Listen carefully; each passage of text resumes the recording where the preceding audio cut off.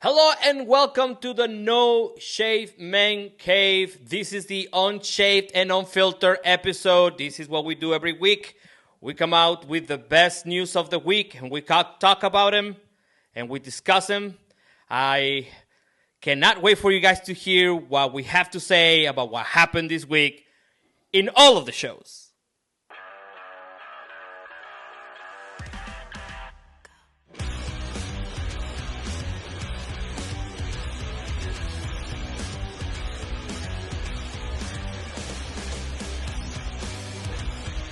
Hello and welcome back to the No Shave Man Cave. Again, this is our Unshaved and Unfiltered episode. Now we're looking like the Brady Bunch now because we have a lot of people, but we have here Aliger. Say hi to the people. What's up? Good to see everybody. Thanks for joining us here today. I have Jay Tilly. What's up? How is everybody? Hope you're having a good time.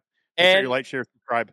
Oh wow! And a new staple of the show, Justin Outlaw here with us.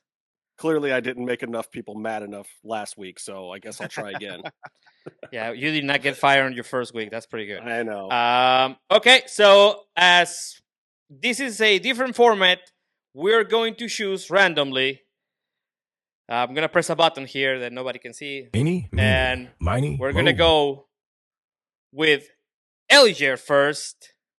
Oh, he was surprised. He's gonna go first. Then we're gonna have Jay Tilly, and finally, our new guy, Justin, at the end. Well, hopefully this time. Let's hopefully clear the bases. Yeah, hopefully he comes in and hits the grand slam. I'm gonna bunt. Let's go. Awesome. Oh wow. Well, if you just bring that guy in, that's all we need. Again, this show, what we do is we talk about the news segments or matches that were relevant during the week from the last time that we were here. And then everyone has a minute and 30 seconds to give their part. The first subject of the week is going to be The Rock and Cody segment from last week. That shit got weird. I thought it was like the Ministry of Darkness back in the day. I don't know what the fuck that was. Anyways, all right. Just dropped the F-bomb in the first 5 minutes. Okay, well, I guess I'm the one who's editing, so who cares? All right. So on February 21st, the Rock Storm SmackDown. We already talked about if the was a ratings thing or it wasn't, and demanded that Cody hand over his soul. What are we doing with the storytelling? Is this a good thing for ratings? Are we in zombie territory again? Oh God. I don't know. That's how I felt. I'm gonna be honest. When I don't watch it live, right? Like I have to watch it after you guys watch it. And then when I saw it, I was like, "What the hell?" There was a lot of edits on the internet using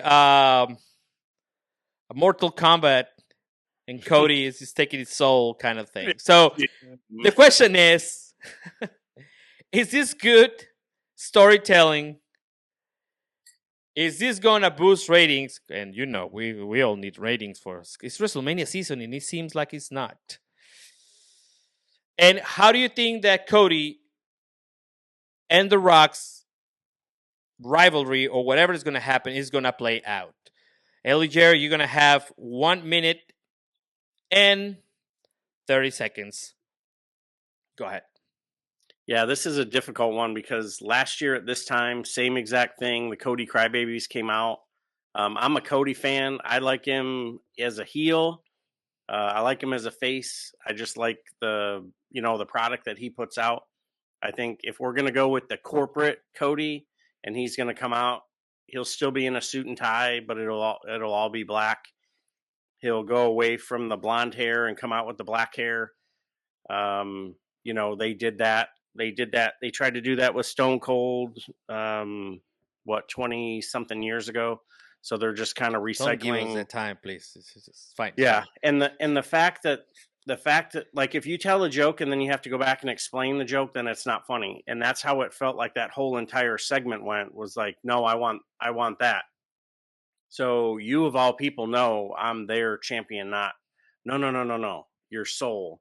I'm like, wah wah, like it just didn't resonate with me. And it's great that The Rock is here. I don't know if it's a Jey Uso issue, so they feel like they have to inundate more of The Rock and more, of whatever they're doing. But I don't necessarily think that 10 seconds. Cody becoming a corporate champion is what the answer is going to be. But if we do get to see Brandy Rhodes, I hope she comes out and says, I don't know who said it was open mic night.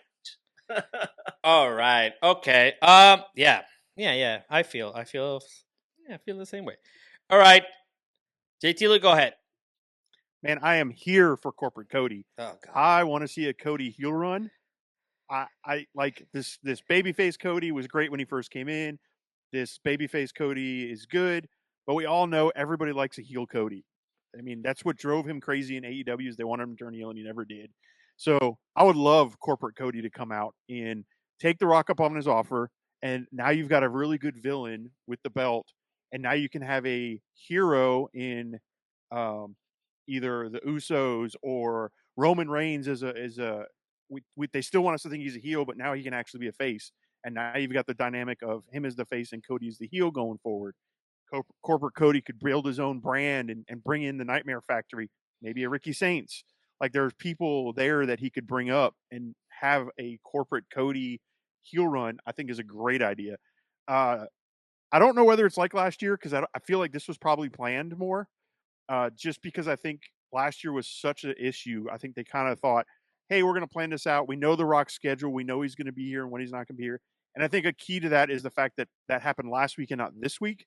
Because if anything, it should have been this week. You think they would have done that as their go home going in instead of the promo train that's happening right now on SmackDown with all the 10 seconds of the Elimination Chamber. So it's I don't think it's a ratings grab as much as that, but I love corporate Cody. I love the idea of him turning heel and just running as a heel Cody. It's going to be great. All right. Yeah. Well, I think last year was planned too. It just fucking got derailed because nobody liked it. I mean, it was planned, I'm sure. Justin Outlaw, your first take of the night. Go ahead. This sucks. This sucks bad. I'm going to tell you why this sucks so bad. I hated that freaking press conference after the fact, and I blame Dave LaGreca. It's not The Rock's fault. It's Dave LaGreca's fault for starting this whole Cody crybaby crap in the first place. And so now The Rock has to go out and say things and freaking expose the business. He has to go out and say things like, and it's not going to lead to a match because if it, and LaGreca complains about that too. And a lot of people complain about that too. You can't freaking win. Because if The Rock goes in there, does this thing with Cody, give me your soul, blah, blah, blah, whatever dumb crap they came up with, he can't say that there's no match because otherwise people are going to be like, oh, he's stealing the main event again. He's going to come in and railroad everybody, blah, blah, blah. So he has to go do this dumbass press conference afterwards and tell the whole world, no, there's not going to be a match. Just so we know he's doing an overlord thing and that we're not messing up Elimination Chamber and this, that, and the other thing because we don't want Dave LaGreca to cry anymore. We don't want him to be upset. We don't want him to be in a pink robe, a fuchsia robe, whatever freaking robe he's got to be in. And it is fuchsia. The Rock is on time. He's money. He's good for ratings. All this weirdness is good because it has everybody who watches wrestling questioning something. That's just good for business. I don't care if it's weird. I just want to see it. I just don't want people to have to keep exposing the business in freaking press conferences. Let's move on. Oh, wow. Okay. Yeah. Excellent takes. Yeah, that segment was I don't know if it was good. But my point was, like I said, is it good for WrestleMania? It might be good for the setup of WrestleMania. That's what I'm concerned, right? And as you guys said, if they have to go and then retro explain what happened, it's never good for anybody. Or maybe now this turns into now they have to do all of this behind the scenes. So all of this is like a backstage and then Cody comes out all sad face or whatever. Or worse yet, something happens where The Rock ends up in Elimination Chamber because someone got pulled, and then this wasn't supposed to turn into a match. Well, shit, here we are. I mean, I think eventually it's got to be a match. It's just not going to be at WrestleMania. I think that's all. You're getting it wrong. You're getting it wrong. You're going to get heel Cody versus face Cena at WrestleMania. Oh wow! I think you get tweener Cody with Evil Rock on one shoulder and Angel Cena on the other shoulder, and he's fighting between the two the whole time. I think that's where they're going. And then he's got to make a decision whether to hit Crossroads and Cena not get 16 or 17 titles, or John Cena ending up, not being seen or whatever. I think this is going to play out all the way until SummerSlam. I think this is going to keep going. Okay, I had a crazy thought the other day. Wouldn't it be like the craziest thing to do for Cena to go out as a heel on the last? But I thought about it too, but there's just no reason. If anybody's going to go heel, it's still going to be Cody, or it could be a switch back to heel for Roman or somebody else. Right. But I don't think you put the title on Cena until the very last day. I think that Tony Khan wrecked it with the Sting thing, and now that's what we're going to get for the rest of the time. Instead of putting somebody over on your way out, you get a belt on your way out, and then that belt just gets dropped for no damn apparent reason. Yeah. But Sting got to do it, so now Cena's got to get a chance to do the same. Yeah. Well, we're going to talk about another retirement. A lot less fanfare on that end. But anyways, so we had the go home show on Monday for Raw, and we had CM Punk versus Logan Paul, and they talked. And as we have discussed in the show, well, not me, but Ellie Jerry and Jay Tilly in the review shows, which you should check out. They come out every day after every show that it's relevant. I'm not going to say any more of that. Just the relevant ones. We're going to start doing Collision. We're going to start doing Collision. All right. Is there a problem, or is this deliberate, that the go-home shows are not what they used to be right before the pay-per-views? There's been, at least since the move to Netflix, notoriously problems with the go-home shows in WWE. Do we not care anymore? Is it because they're both on Netflix, at least in the international, if I'm not mistaken? Is there something missing? Do we need go-home shows anymore in this streaming era? We're going to start with Elger. Goes first. You start right now. I think go-home shows are very, very important because you're sending a message heading into the pay-per-view. And then the way WWE does it, they get them in the parking lot, or they get them in the car park, or they get them at the airport or wherever. And they can continue on with, just like I said, in Ontario or pick a city or, your mom's house. If you don't focus on the good stuff and the bad stuff going into a pay-per-view, it's everybody remembers a finish. And if it's like a sloppy, awkward finish, everybody's like, well, I don't even know what just happened. Is it important? Yes, it is. Oh, well, everything's on streaming, everything's on cable, you already are spending your $5.99 on Peacock. You don't even care whether you watch it or not. Not necessarily true, because the internet and social media, it's a 24-hour cycle. So it's constantly being talked about. So why is it important? You tell them what you're going to tell them. You tell them, and then you tell them what you told them, and then you send them home, and everybody's like, oh my God. Just like you watch a Rocky movie or whatever. Now all of a sudden everybody's running home and they want to go box and they want to do all these things. We need our go home shows to hit home runs, because this is 10 seconds. This is what we remember going into the show. I am jacked to the nines. I can't wait to see what Cody says. And if he comes out with black hair, I'm going to be like, what? Time. Yeah, but my point is, in this era, are they doing them anymore, or are they not? Jay Tilly, go ahead. Yeah. So I think they're doing them. I just don't think they're doing them right, because it used to be the go home show left you on a cliffhanger. Well, and that's pro wrestling in general, right? The point of pro wrestling should be oh my God, the end of the world is coming on Saturday. Be there Saturday. It's the end of the world. Holy crap. Everything's going to end Saturday. Yeah. They Then used the to end of say Saturday, that. go, hey, check out Monday because it's the pay-per-view. new season, if you want to call it. You know, that's how they should look at it. Pay-per-views should be season to season, and you should have that cliffhanger. Yeah, you should have that cliffhanger rolling into the show, and they're just not doing that. Matter of fact, spoiler alert, a little behind the scenes, we're recording this on Friday. SmackDown just had a 20-minute promo train about Elimination Chamber, which is exactly what they did Monday. They had a 20-minute promo train. So that's exactly the error that I'm talking about. Yes. Right.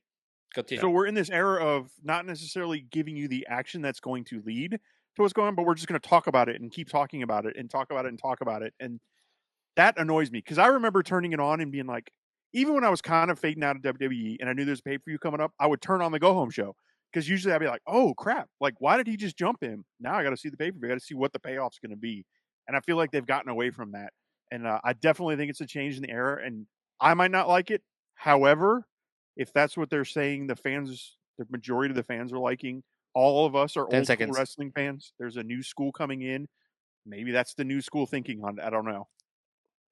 Terrible future. Terrible future. Oh, I agree. Scary. Justin Netlow, go ahead.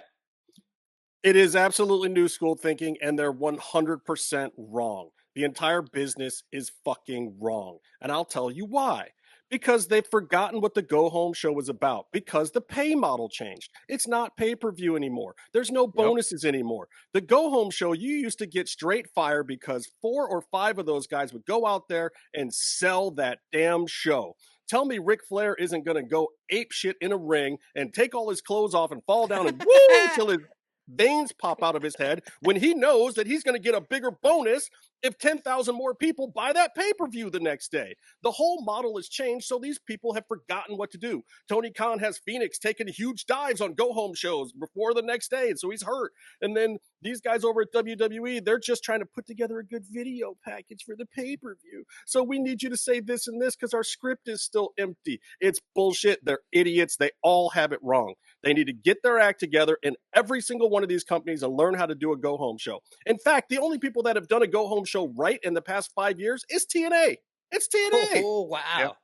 It's crazy. Nobody knows how to do a go-home show anymore. I'm sick of all of them. The Raw go-home show is terrible. This crap that's on right now on SmackDown is mediocre at best.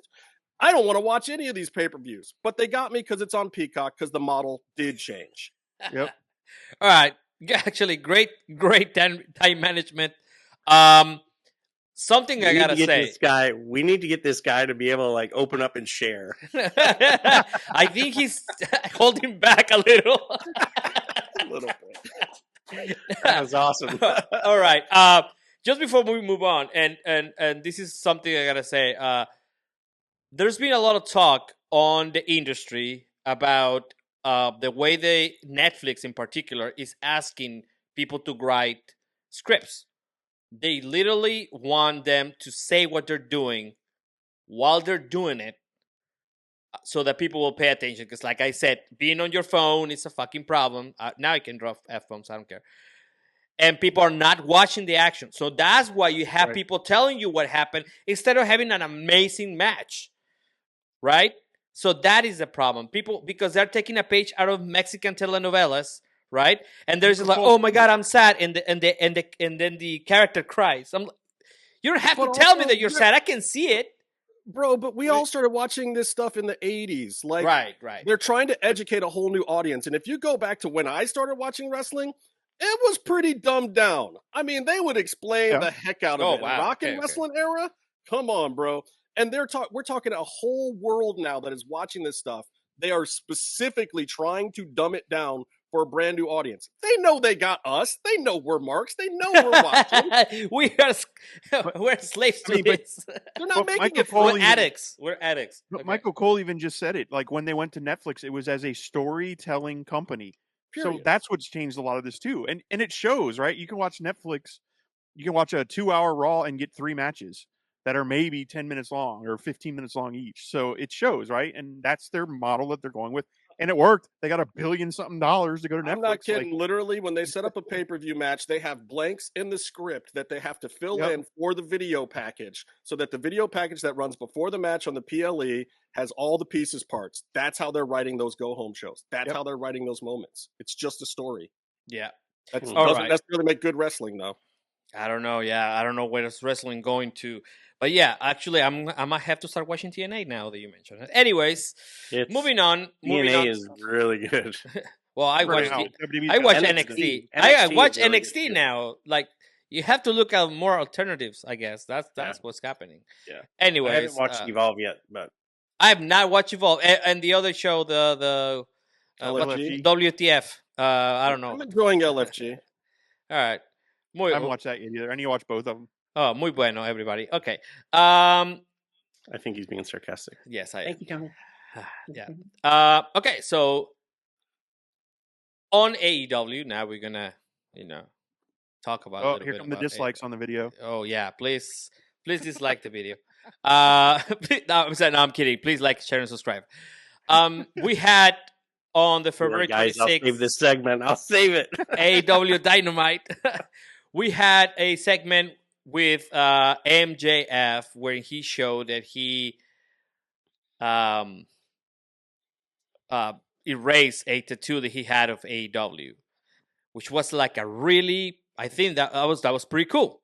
I mean, I thought that was pretty cool. But then we had the Christopher Daniels segment when you can visibly see himself blading or beating himself to bleed a little bit more.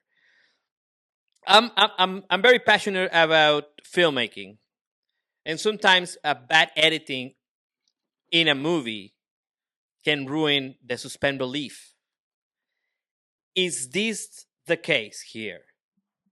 Is this kind of situation something so bad that it destroys your suspend belief and it takes you away completely from the show? And now we're going to talk about what happened last week. Because of the same thing of not breaking the suspend belief, everybody was asking Thunder Rosa to just swing the chair. That's been a thing that everybody's been saying. Is there any time that can you justify hurting somebody, which she avoided, just to try to keep the suspend belief going? Is there any moment that is a valid thing to do? And Elijah, I hope he was paying attention to the question, because wow, you can start now. One of the longest questions. Is this a two-parter? This is yes. This is a you. Oh, I'm sorry. This is when you'll get. This is our rebound. Or this is a boomerang question. Okay. Yes. I was like, this one's going to get thick. Yeah. Okay. So first, another thing about the Go Home show. Wrestlers and sports entertainers who were not on the show, I'll come back around, who weren't going to be on the pay-per-view would come out and show out because they'd feel a certain kind of way about it. All right. Is there ever an opportunity for people to do something dangerous just for shits and giggles? Right now, AEW has been historically known for editing issues because they're a young company. We make mistakes when we're kids. So I wasn't grounded forever when I tried to do some crazy shit at the bottom of the hill. You think you're helping, but you're not. So, AEW, they had an episode where Chris Jericho came off the top of the cage and they caught the top of the cushion that he fell in. From that moment on, the product continued to improve from angles and producing and whatnot. You were constantly hearing about issues with refereeing or following the tag team rules or doing all these things, and they progressively got better. Just because one error during an episode doesn't mean shut the company down, sell it, or try and get with El Rey and see if they can combine Lucha Underground and AEW. That would be a dream. But that was a pitch. I just think there was an error made. MJF doesn't have the tattoo anymore. It's fine. It's whatever. Christopher Daniels, you'll get another minute and 30. Damn it! I never. Why you bring the other shit that we just talked about before, man? I needed to make the comment. No, you didn't. Okay. Jay Tilly, you got your time now. Hey, so I don't think the editing thing was a big deal because I watched it live. I watched Dynamite live and I didn't catch it. What I did see is what I thought I saw was him wiping the blood, right? So like I didn't catch it as him hitting himself. So I think that's all about perspective, right? You got the bad faith people, the internet wrestling community that's going to say, "Oh, he's bleeding." Meanwhile, it's like I just saw him going like this. Like if I'm bleeding from my head, I'm going to be going like this too because I'm bleeding. So I think that was a bad faith, and if it was him bleeding, like who cares, right? Like shit happens. Shit happens, yeah. It's fine, right? Like he just said, it's a 5-year company. It's not a big deal. They're fine. They'll learn from these mistakes. I didn't catch it watching it live. I saw the slowed down. Oh my gosh, AEW, they fumbled something else. And every week, somewhere on the internet, somebody's going to put something about AEW that is crappy and they're going to blow it out of proportion. And it could just be my algorithm on Twitter or whatnot, but it happens all the time, right? Meanwhile, you can see stuff in WWE and you're just like Nia, what's her name, sitting down on the two people instead Nia of actually Jax. doing her move. Yeah, Nia Jax. Like that was a blip on the radar and nobody talked about it. I'm like, oh my God, if that would have happened in AEW, it would have been all over. LaGreca would have been talking about it. Meltzer would have been defending it. Sean Rastat would have wrote a whole report 10 seconds. on it. What culture would have given it down? Like, who knows, right? So it's just one of those things, right? And it happens. Time. And I'll get to the next part when we come back around. All right. Also, Elijah, there is a phrase in Spanish that says, "Please don't defend me, compadre." Like I think that's what you were doing. Like, please don't defend me, man. Just I'm good. All right, Justin, you got 130. Go ahead. Well, let me make it worse then, because I am absolutely furious with Thunder Rosa. I'm absolutely furious with Christopher Daniels. What in the world is going on? And I'm not furious at them because of what they did. I'm furious at them because they keep getting put in these positions. And I'm tired of it. I'm tired of seeing people stuck having to do something crappy. Christopher Daniels is an ace. Man, that guy's been around for ages. I've loved every phase of that man's career. Okay? And I am just appalled at the camera work that led to that moment for him and that the business was exposed. I'm mad at the Thunder Rosa thing because, again, the business is exposed. No win situation. You come to the ring with a chair. Heels should powder. I get it. But also, she doesn't want to hit anybody because then all the internet rumors start. There's no winning that situation. There's nothing somebody can do in that position. But here's the other thing.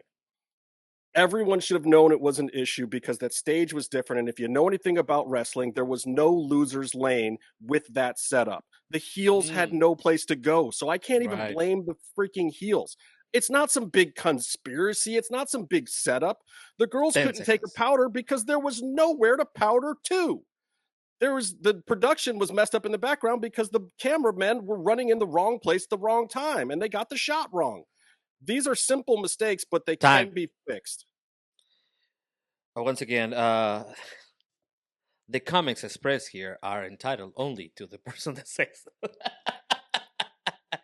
Anyways, yeah, excellent points, everybody. I think that you all make great points. There's much to learn and much to do. Now, Elijah, this is your boomerang, bro. Go ahead. Yeah, you make a great point. You've got these wrestlers who've been in the industry for 20, 30 years, been there, done that. Christopher Daniels was one of the first Ring of Honor champions.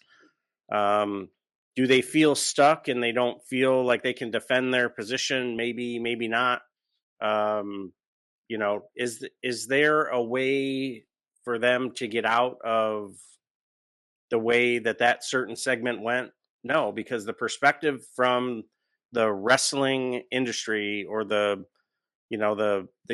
talking heads, the internet community, they will continuously ridicule what AEW does or doesn't do, and never mind counter programming, never mind anything. This is a company with some talented wrestlers there. They have done such a good job to improve the behind the scenes and the production and the producers to make the matches safer. They made a mistake. It is what it is. WWE does it all the time. NXT does it all the time. TNA their shows are a little bit slower, so their errors are a little bit less, but they still happen. And it's wrestling. It's like, gymnastics, and there's gravity involved, and 10 things are seconds. going to happen. So kudos to AEW for keeping it on the rails as long as they have. They've lasted longer than WCW. That's All right. last week. Yeah, he's gonna use that from now on. Alrighty, JT, go ahead. Yeah, so to go back to the Rock and Cody. No, I'm just kidding. I'm just messing with No, Billy Joe a little bit. that's it. Okay. No, so Did it comment about the pay-per-view? realistically, I think the one person that probably could have saved that segment with TR is the referee. Why didn't the referee go, this is not going right? I should get between them and make it look like I'm trying to separate them. And to me, I think that was a bigger glaring error than anything else. Because when he finally realized, oh crap, this isn't going right, he did get involved, and it finally looked like, oh, that's what's supposed to happen. I hear what Justin's saying. I don't buy that. I think they could have slid out the side of the ring and gone up the ramp. Like, there was something off on that segment. And to answer your specific question, no, there should never ever be a time when somebody goes in to hurt somebody else. If it's I'm going to swing the chair, I'm not going to move. You don't swing the chair. I'm sorry. You don't want to injure anybody, because this is a business where people rely on their health in order to continue making money. And I would never want anybody, whether it's a wrestler I hate or a wrestler I love, to hurt anybody else to prevent them from doing their job. That would be like me going to your house, Tony, and taking out, your ability to edit or your ability to produce or whatever is your main driver, right? 10 seconds, yeah. So, yeah, I mean, so that you never want to do that. You never want to hurt anybody. So she did the right thing by not swinging the chair. There's just a whole bunch of, they could have cut to commercial earlier. There's a whole bunch of things that they could have done to fix it. But I blame the ref. Wow. Good points, everybody. He did have the earpiece. Someone should have been screaming in the back. Yeah. Yep. All right, Justin. Please, ratings up here. I'm going to say that I love Tony Khan. I really do. I love everything he's done. He's employed a ton of people that I know and care about. He's put out a great product. It's only 5-year-old product. I love the guy. I love what he does. I love that AEW exists. I think they are doing great with production, with the stage, with the look. I think they're doing great with the match quality. I think they're doing great with some of the booking ideas. Where they're not doing great is making an episodic TV show. WWE is doing too much of it. AEW is not doing enough. Production meetings, walkthroughs, run-throughs, like I've been backstage at other companies and other promotions, and I've seen how they do it, and I just don't think they do some of that stuff at AEW, and that's not a slight on them. They wanted to be a different company. They wanted to try some things differently than the other places. This is one where I think these things are happening because they're not doing certain types of walkthroughs that other companies would do for these big moments. And I think it's just growing pains. I'm not that mad at these situations. I think it's fine. I think everyone else will come out fine. But people just have to stop pointing the finger in a negative way and start giving the constructive criticism. Like, hey, AEW, we love you. We love these matches. Give us a little more reason to get to them. And let's clean up some of the clunkiness with the camera work and these blocking situations that are leading to major problems for the fans. Right. Thank you for your time management, man. Yes. It is very difficult to do TV. It is very difficult to do live TV, even more so. You cannot control anything once it's happening. It's a car crash in slow motion, man. So yeah. Can I just tell you, though, Tony, as a TV producer and director, I knew both of those segments were going wrong because previously in the night on the Dynamite with the TR situation, there had been an awkward exit where the heels were walking off in the back and the faces were standing in the ring, and it was super weird on camera. It just looked weird. So you already knew that, oh, man, the blocking in this situation is bad.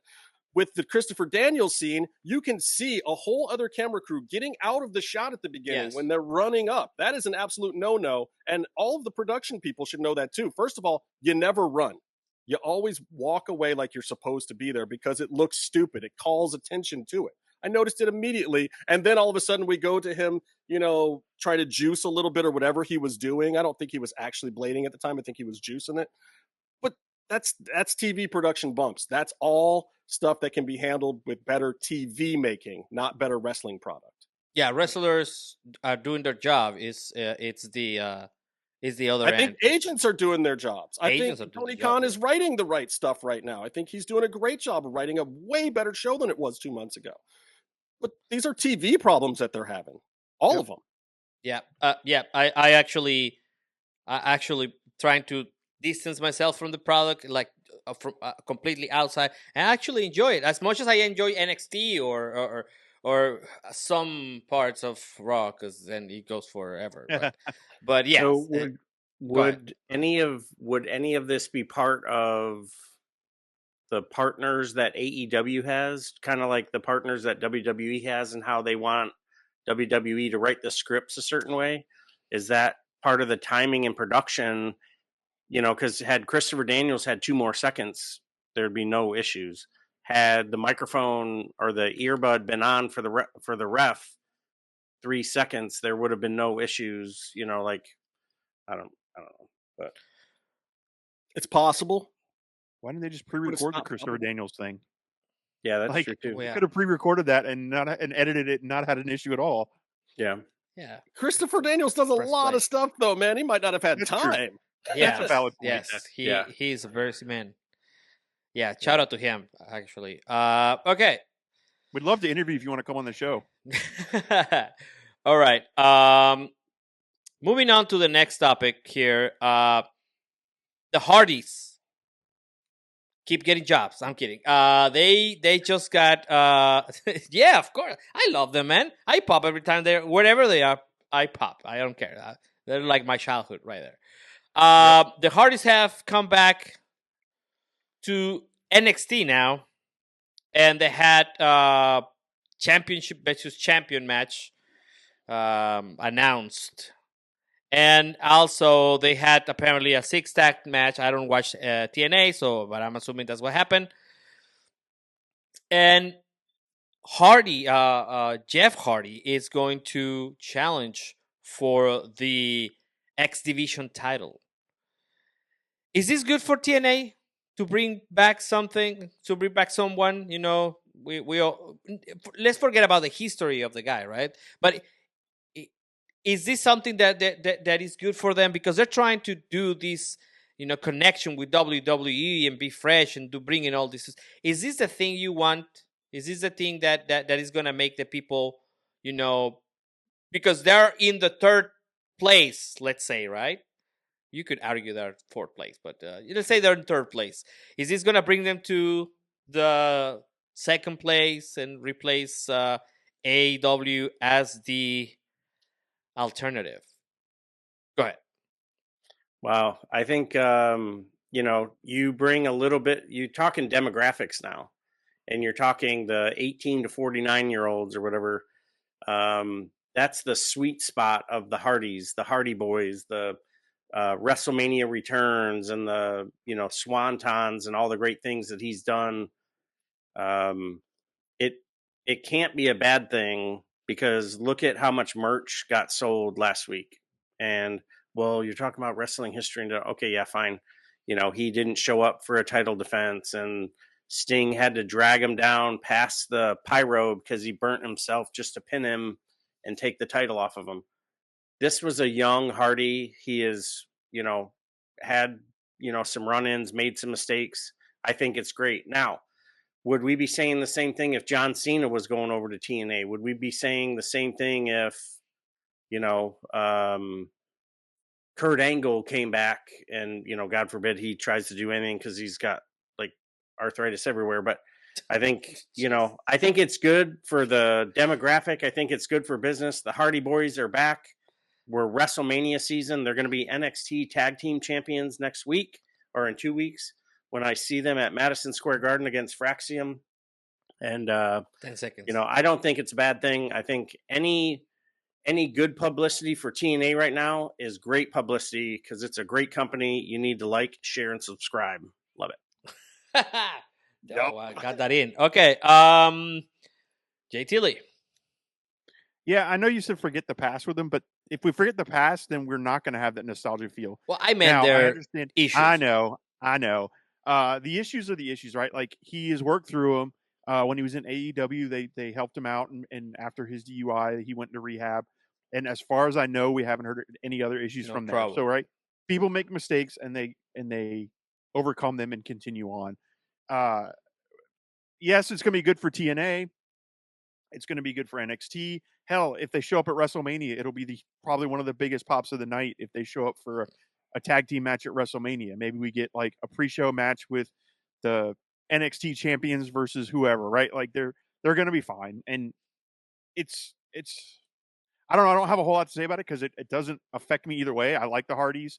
I met them when they were here in Jacksonville. We had a good time, good conversation with them, and they're money, right? Like they print money when it comes to their merch.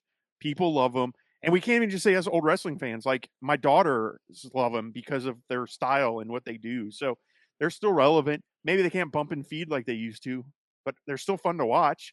I mean, neither can John Cena, but he's still fun to watch, right? And 10 seconds. It's just one of those things. Did he ever? Anyways, yeah, I mean, did he ever? But don't talk so loud in the ring. All right. Yeah, really. All right. Good time management. Thank you for that too. Yeah, but we really hold on before I will give you your time. But before, are we really putting John Cena and the Hardys in the same level Why of? not? Really? I don't know. Yeah, why not? Well, Cena was more consistent, I think. So yeah, but the was Hardys spotlight. Probably. I mean, he did 5 things, but they were there. That's just the way. Yeah. That's just the way that characters are built. Hogan did 5 things, and it was fine. Go ahead, Justin. Yeah. Sorry about that. But I mean, if you ask people about the Hardys, though, they love them as much as John Cena if they're hardcore fans. Hell, Ellie Jair, his match to watch if you've never watched wrestling is a Hardys match, not a John Cena match. So. No, you wouldn't do that. Okay, Anyway. Go ahead, Justin. All right. I don't know if you want me to answer this question, but I'll answer it. Screw the Hardys. Who cares about the Hardys at this point? And there's a reason why I'm saying that.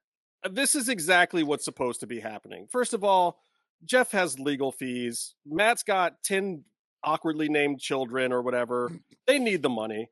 So let these guys wrestle. It's fine. My hope for the entire business is that this is always the cycle. Kick out all the geezers. They should all do this little loop that the Hardys have done because they are the most valuable they could possibly be exactly where they are right now. Wow. There's no better place they could be. That locker room needs some veterans in there. They need those guys to show that spunk. Coming back up through the back door, back into WWE a little bit, that's awesome. That's a great That was a really smart move. They're welcomed back in. There's no animosity because everyone knows they're doing a service to the industry. They're doing a favor to the industry. They're doing the jobs. They're doing the work. It's perfect. And these guys, I'm here to tell you, I've seen it happen. I've seen entire convention center floors clear out. And Matt and Jeff will still be there with a line literally out the freaking door. This industry can't do any better than those two individuals, but they are exactly where they should be, and we should kick out all the old timers to hit that loop with them. Okay, that was really good. Thank you. Yes. Yeah, I mean, I like them. I like them a lot. It's just that it seems that we do these loops with them, like you said, right? It just goes, but they sneak into WWE somehow. That's amazing. They're making the loop work. They make everything work. It's magic. They can get DUIs and be fine. Matt can have 700 kids and his wife is still like this thin. I don't know how they do it. The Hardys are magic. Yeah, the Hardys are magic. Also, they went to the Elon Musk school of naming children. It's the Hardy compound water. Super weird names. All right. Talking about people that retire and come back. Goldberg has announced he will have his last match this year. Is this something? It okay when the question makes me throw up in my mouth a little bit? No, it's not. You know where this is going. Another one in my head? Yes. Exactly. Didn't we already had this last match? Didn't his kid went with him to Saudi Arabia or whatever they went to? I thought that was it. It wasn't like didn't he had a match with Gunther that was the last one? I don't know. It just seems that the farewell matches are happening too often. And again, is this the same situation that you mentioned before, where Cena now is gonna go with the belt because Sting did it? So are we gonna put a belt on Goldberg before going home? Is this where we're at now in retirement matches? Go ahead, LJ. No, sir, we will not. February of 2022, Goldberg went against our tribal chief. That should have been his farewell. Fingers up. That should have been his farewell. Like, hey, here's a paycheck. Here's your Legends deal. Whenever your son is ready. Oh, hey, by the way, here's your nil deal. It's probably a couple $100,000. Love you, bye. And now they're going to patch something together. They still made a huge mistake. Goldberg defeated The Fiend for the world title, Damn. which still Forgot programming still doesn't make any sense. And, he errors you can never fix. Yeah, you can't go back, but like Brock Lesnar probably should have never beat The Undertaker, but that's for another episode. And, Goldberg, thank you for your service. We'll see you at WrestleMania, the Hall of Fame ceremony. You can be standing up there with your gold jacket or whatever. We don't need another match. Don't put him in the ring with Stone Cold. Don't put him in the ring with some up-and-comer. Lashley's not going to come out and have a match with him because they don't get along anyway. But 10 seconds. Yeah, Goldberg, he did some great things. He never really learned a whole lot about the business. Hogan did 5 things and made billions, but Goldberg's just done. Time. Yeah. Strong statements there. All right. Tilly, go ahead. So I got a better one. Who's going to take on Goldberg in his last match? He concussed the Undertaker and nearly killed him. He had a really sloppy match with Roman Reigns. The Fiend match was a joke. Like, who are you going to put in the ring with Goldberg? Don't get me wrong. I was a huge Goldberg mark. One of my fondest memories of my grandfather was watching Goldberg for the first time and this undefeated streak he was on in their old apartment, watching wrestling with my grandparents. And he loved Goldberg. Like, who is this guy? And like, there'll always be a place for Goldberg for me, but some of these guys need to know when it's time, right? And I think we've had this discussion on one of our other podcasts about the 80-year-old wrestler who came out of retirement to do one last match. He was get in the ring, punch the guy, and get out. You should go check it out. I think it was one of our first uncut. Yeah, it was probably the first. Yes. Yeah, Unshaved and Unfiltered shows. So go check that out. But like, it's their prerogative; they want to do it if they're healthy. But is there an audience for it? Like, every time Goldberg has made a return, it hasn't been great for him. It's been kind of a lukewarm fan response. And I just think that's more of it, right? Like, is there a market for it? And I don't think that it's going to sell tickets. I think if you build Goldberg as, hey, Goldberg's fighting his match against Cody Rhodes. 10 seconds. Really oh my God, pay please for it no. like they would. I'm just making an example. It's not Don't Cody give him Rhodes would be the ideas. draw, not Bill Goldberg, is I guess my thing. All right, time. Don't give him ideas, please. They're good. But that's what Goldberg would do. But if you like, say if there is a market, there's always a market for anything. All right, Justin, go ahead. Goldberg draws money. He doesn't draw fans. He doesn't make the crowds happy. But the man draws money.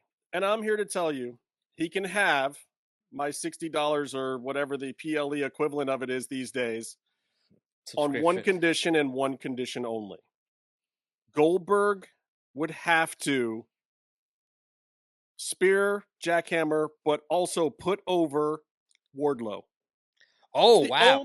It's the only match, the only one in the entire wrestling universe that would give Goldberg any worth to be able to take my money. But if he does that match, take my money. Take my money. I would be interested. I don't necessarily even care about the finish. I would be intrigued. I would be like, holy shit, is he going to actually pass the torch? People would get up for that match.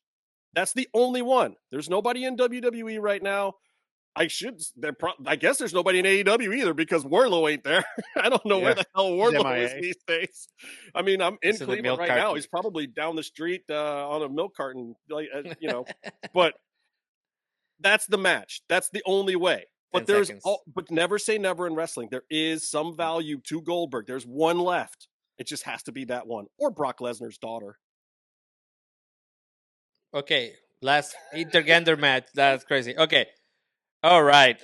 Yeah. I think there's a market. I don't know if I want to see it. Like, if it's like a SummerSlam night Should be Bill one. Goldberg versus Ric Flair.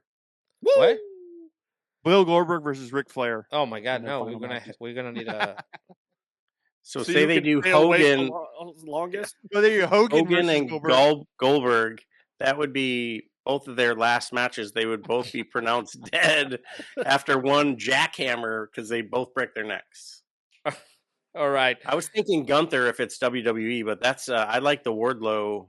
Yeah, I think that was great. I like the Wardlow one. So yeah, that was Good great. call, Okay, we're almost at the closing, but before we go, this is a question that has been brewing within the NoShaveManCave community for the past week. At Grand Slam Australia on February 15, Timeless Tony Storm captured the AEW Women's World Championship for a record-setting fourth time. Damn. Storm's transformation into a Golden Age Hollywood starlet has reinvigorated her character and elevated the entire division. I will want your opinion on that. However, is the heavy focus on Toni Storm the right strategy for the AEW Women's, and can her timeless persona sustain long-term success beyond this time to what is more balanced on WWE or NXT? Is the decision to emphasize Toni Storm, she's been more champion than anyone else in the history of the AEW Women's World Championship, overshadowing the talent? And more important, what happens, because everybody can jump, everybody can go somewhere else, what happens if she goes somewhere else to the women's division? All right. Elijah, go ahead. Wow. I think it is fantastic that Toni Storm is your women's champion again. I think the whole idea of being a champion or being a professional wrestler, a veteran, is you elevate the talent that comes into the ring with you. There's a storyline and it's 50-50. Both of you are gaining something from the storyline, not 50-50 booking. Okay, you're going to lose. I'm going to win today. You're going to win Saturday. It's everybody's being elevated. Mariah May got elevated for an entire year. She was a great champion for almost a year. Now it's back on Toni. They'll close up their feud and then she'll roll into another feud with whatever. I think this is fantastic because now it's going to raise everybody's game and they're going to go, how did you come up with this? How did you come up with that? And the producers are going to absolutely help out more, especially with Kenny Omega being back. And he's like a very integral part of the women's division. So I think all in all, her being a 4-time champion, I think is fantastic. I don't think she goes anywhere. She didn't enjoy her time at WWE.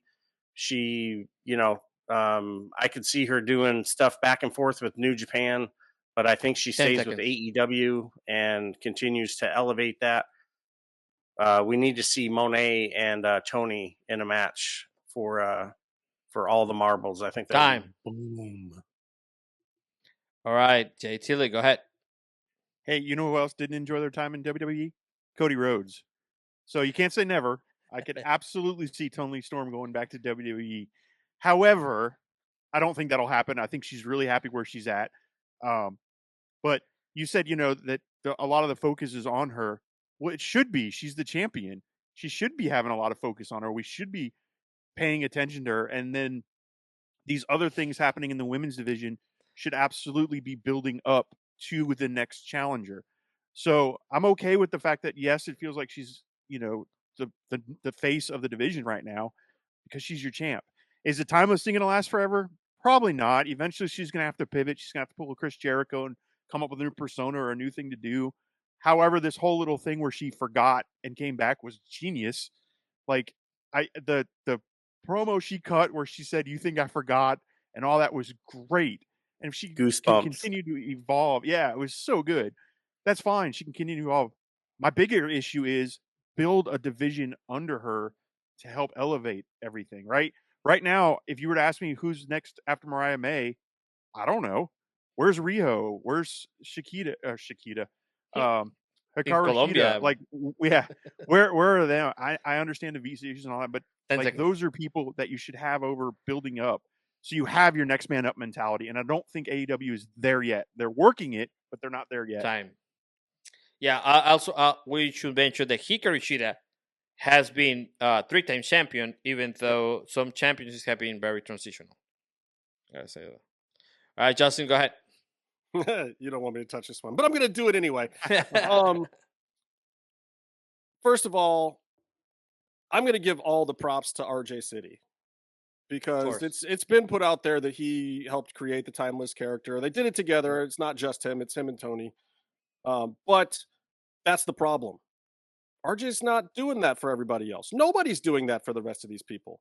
And when Mariah was champ, I'm pretty sure she was on the undercard to Mercedes on multiple occasions, killing the luster of your belt. So why the hell would it even matter who's up next?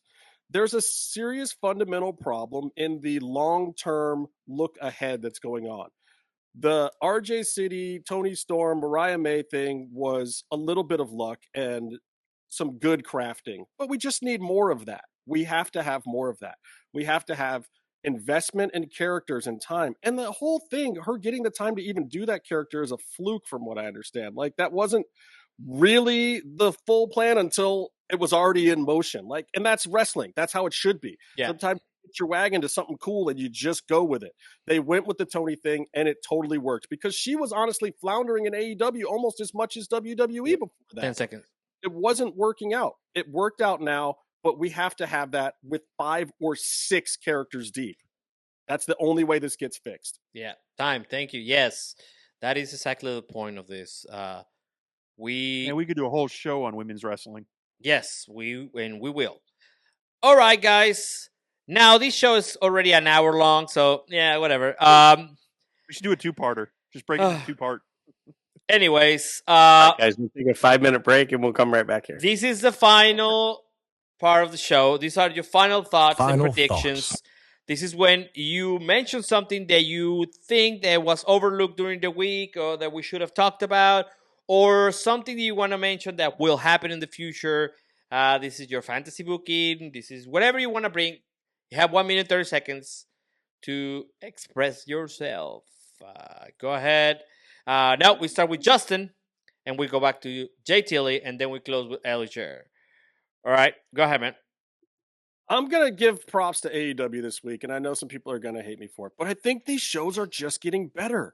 And I wasn't, doing podcasts or whatever, but I was hating on AEW about 3-4 months ago. I was mad at the storytelling, the discombobulation, the way things were disjointed. But I think the thing that we're overlooking right now with AEW is that the real ace of AEW title match is happening, and it's MJF versus Hangman Page. The real title match doesn't matter because that storyline is cold. I'm sorry. I know that they've been trying or whatever, but it's weird. Death Riders thing isn't really working. Everyone sees Edge Christian coming from 10 million miles away. I mean, Christian's been walking around with his money in the bank, whatever nonsense for 8 years now. I don't even know. It's just bad. It's not good. I'm sorry. And I don't mind them getting to that, and I think it'll help All In. I think you need something like that for the casuals. But the real heart of AEW is on the line in the Hangman versus MJF match. That's the thing I think that's been overlooked, even though it's getting some press. And also, Ricochet still going. I said it last week when I closed out, but dang it, the man keeps going. And I bagged on him for 6 straight years for his awful promos. So now every single time he comes out and it's fire, I'm giving the man his flowers. Ricochet, kudos. You get my Team Player of the Week award for another fire promo that's making me actually care about your character. Time. All right, Jay Tilly, go ahead. Yeah, you mentioned the Hangman and the MJF thing. I'm right there. That was what I was going to talk about too. Is like we are in the middle of a feud, and I don't think it's just going to be one match. I think this could be very well a feud that blows off at All In. But the heart and soul, the main character, if you want to say, of AEW, is it Hangman? Is it MJF? And I think it's a really good feud. I think Hangman is just good at what he does. Look at his Punk feud. And same with MJF, right? They're both. Every feud they've been into where they've actually built story around it. Kenny Omega and Hangman was amazing. The Young Bucks and Omega and Hangman were great. So that guy's just got it. And MJF is the same thing. Anybody they put in, other than maybe the Jeff Jarrett thing, is gold. Like it's really good. So these two being the heart and soul. What happened to that? Wait a minute. Anyway, They just dropped it. I think they found out the fans weren't really into it, so they went, let's plug in Dustin Rhodes instead and have the blow-off match. So, but I think that match is going to be great in 2 weeks, right? Going to more recent, what's coming on now. Elimination Chamber, I think, is going to be great. I think we're going to see some surprise winners. I know everybody's saying CM Punk, but I don't think it's going to be Punk. I think it's going to be Cena. And I think we're going to see a heel Cody turn. And I really do, and I think that'll play into WrestleMania plans going forward. And who they're going to put as the face against him. All right, good time management too. Thank you. Go ahead, Elijah. Yeah, great points all around. I think the partnership with TNA and the WWE is good for both companies. It's much better with TNA and WWE than it was with AEW at the time because it isn't so one-sided. You have Moose coming over and defeating the Heritage Champion, and then you have Obafemi coming over on TNA television and taking an L. So kudos to everything that's going on. We have new women's tag team champions, and this just it's written in the stars. Cargill is going to come back, and she is going to stomp a mud hole in the whole entire women's division. And I'm here for it. I can't wait to see Cargill back. I think it's going to be fantastic. Ricochet, I've been a Ricochet fan since day one, when he didn't talk as Prince Puma. And this cat, like that laugh that he's been dropping and the scissor work and just everything, I'm here for it. And kudos to Ricochet finding himself and getting in that groove. And I can't wait to see, as soon as he gets a title on him, I will recreate that title for him. I cannot wait. All right. Good time management as well. Well, guys, this was a very prolific episode. Now it's gonna take forever to edit. This was great. Yeah, I think we covered a lot of topics. If you like, say happy birthday to me. Isn't it tomorrow? When is this going to come out? When are you going to? Oh well, happy birthday! Now I'm gonna have to do graphics with the birthday. Happy birthday! All right, Justin. Happy birthday! Feliz cumpleaños. Yeah, we're gonna have to put some things like on his. Yeah, I'm doing it right now. You guys cannot see it, but it's happening. Put a little birthday crown on him. Yeah, probably. Or some princess cake. crown. Yeah, like a cake. Yeah, but like a tiara. So no, I'm kidding. Yeah, a little tiara. Oh, happy birthday to you! I hope you have the best time in Oakland. If you can, I don't know. It is Oakland, and this is gonna come out right on time for you to get killed on your birthday. Anyways, everything is good. Well, if you like this show, please like, share, and subscribe. Make sure to follow everybody on their socials. Justin? At Justin Harvey 75 on everything. All right. Make sure to follow JT and Elijah at the NoShaveManCave. Can you please give us the... Yeah. Twitter, Facebook, NoShaveManCave. Instagram, NSMC_podcast. Because NoShaveManCave was taken. Who knew? You got yeah, so we got the No Shave Man Cave on Instagram, and then pretty soon we'll have the NSMC_titles. I'll get that queued up here pretty soon. And as always, like, share, and subscribe. Check your boys out. All right, thank you very much, everybody, for listening or watching. Go ahead, Elijah, take us out. All right. Thanks for joining us here tonight in the cave that is always no shaved. And as always, Jay Tilley, thanks for all the hard work. our El Editore. You guys are killing it behind the scenes. And the Outlaw, thanks for checking us out and giving us our weekly feed of some heel work. I love it. So to our brothers and sisters at arms, thanks for doing what you do. Hurry up, get your ass home, because you're needed back here. And until next time, take care of yourselves, take care of each other, and we'll see you on the floor when the bodies hit the